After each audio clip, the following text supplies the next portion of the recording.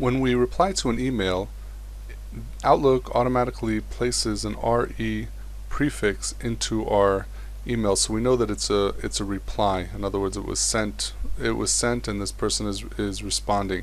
Like we see here in this email, the email automatically has the RE, which means it's a reply to originally sent email. Now emails, because the correspondence can go back and forth many times, the RE, the reply prefix, gets added on each time to the original RE. So in other words, theoretically, if this email was going back and forth, there should be an the RE prefix, a new one should be added each time.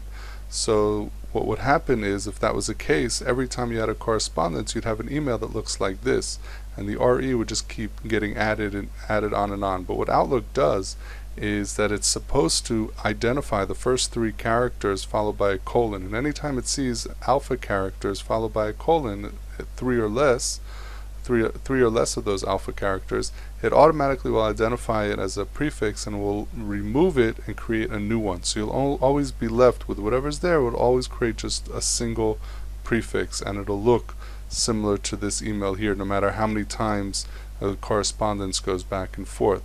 But the reason why this email has a chain of REs is because the first RE had a space in front of it, and it wasn't 3 alpha characters, it was a space RE, and therefore Outlook did not pick up that it is a prefix with the 3 alpha characters and a colon. It didn't remove it, and it didn't create a new one. So it just kept adding on a new reply to this chain of prefixes. So that's the reason why this happens if you have an email that looks like this. The reason why it's important to know this feature is because if you wanted to send an email with a specific keyword in it, so every time you receive the email from that person, you can identify it in your inbox, you can put it within some type of non-alpha character. In other words, you can put a keyword inside a bracket in front of the subject line or something similar to that, and you'll always know that you'll always